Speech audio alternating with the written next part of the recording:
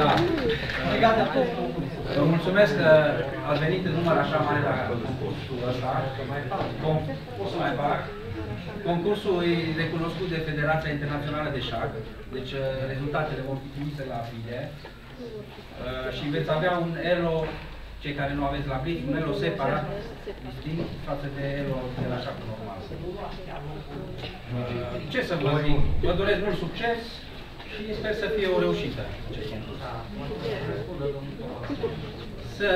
Da, facem o ședință tehnică cu regulamentul, vreau să le mai mulțumesc și domnului Boc Ioan, că m-a ajutat la organizarea concursului, domnului Toma, lui Amru și lui Andrei.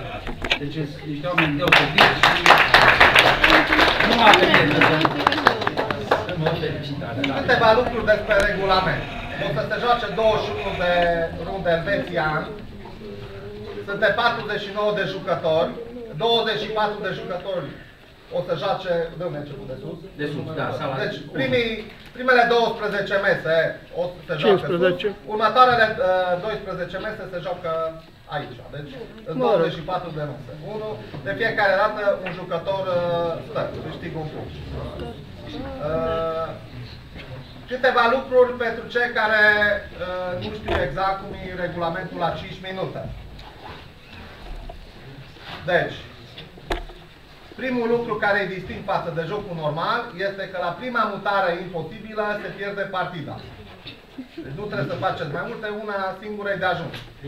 Mutarea imposibilă se consideră în momentul când jucătorul efectuează pe tablă o mutare imposibilă și, atenție, apasă pe ceas. Până când nu apasă pe ceas, poate să-și retragă mutarea și să facă o altă mutare regulamentară. Bineînțeles, cu aceeași piesă, deci regulamentul rămâne cu aceeași piesă, deci piesa fixă, piesă jucată. Dacă cumva nu poate să facă nicio mutare cu piesa respectivă, va face cu o altă mutare la alegerea lui. Dar încă o dată, până nu apasă pe ceas, nu puteți să reclamați mutarea imposibilă. Și bun, și dacă e în șah, cum se reclamă mutare pe o piesă? La arbitru. Apasă ceasul, nu? Optim? Deci, să zicem că trebuie să dă un șah. Da. Și o mut cu cap, care nu are nicio legătură cu șah.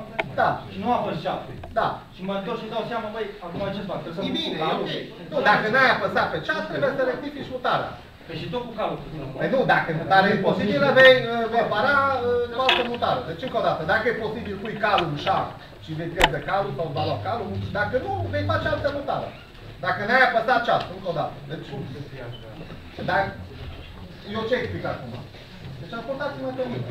Deci, până nu apasă pe ceas, nu este valabilă mutarea. Și atunci, fiind mutarea imposibilă, poți să o rectifici. Mă înțelegeți? În momentul când a făcut mutarea imposibilă și am apăsat pe ceas, adversarul poate să reclame acea mutare și se pierde partida pe loc. La transformare. La transformare trebuie, deci orice, deci dacă lăsați pionul și apăsați pe ceas sau puneți turnul întors și apăsați pe ceas, este mutare imposibilă. Avem dame de rezervă? Păi n-aveți damă de rezervă, opriți ceasul, chemați arbitrul să vă dea o damă și se repornește jocul după ce puneți dama. Deci puteți opri ceasul ca să chemați arbitrul să vă dea o damă. Cum se oprește ceasul? Ceasul se oprește pe pauză, este în colț, un buton, se oprește ceasul. Dacă din greșeală, atenție, opriți ceasul, apăsați doar o secundă. Dacă din greșeală stați cu degetul mai mult de 3 secunde și se resetează ceasul, ați pierdut partida. Deci resetarea ceasului din greșeala dumneavoastră duce la partidă pierdută. Deci, ceasul se oprește dacă apăsați o secundă. Un alt lucru care lumea am observat că nu știe. Dacă la adversarul dumneavoastră îi se depășește timpul de gândire, puteți să reclamați acest lucru dacă și mai aveți timp pe ceas. Dacă ambele ceasuri au timpul depășit, partida este remiză.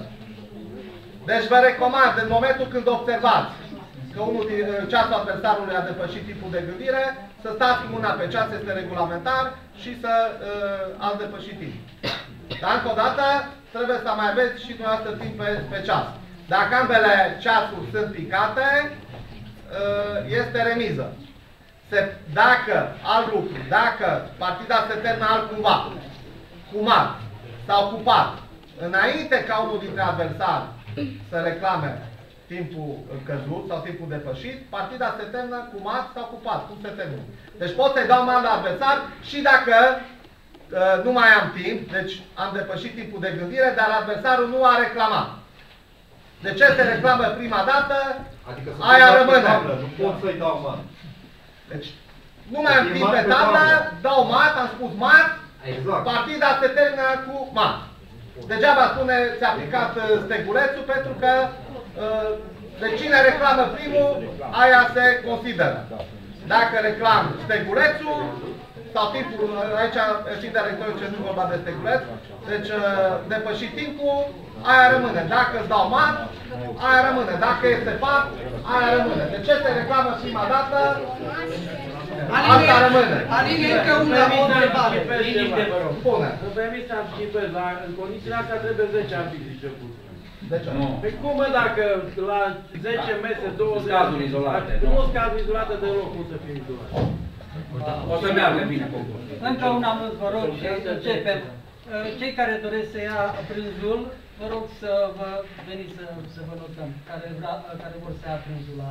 Vom face o pauză la mijlocul concursului de o oră. Aline, și încă ceva. Deci, pionul la transformare, neapărat trebuie să ating pătratul sau pui damă sau ce vreau să pun. Damă și trebuie să pui damă. Degeaba pui damă dacă... Dar pionul să atingă pătratul respectiv. Pionul care îl transform. Trebuie să pun pionul, pe urmă să pun piesa. Dar tu cum vrei să faci? Păi eu pun direct piesa, poftim. Aline, explică.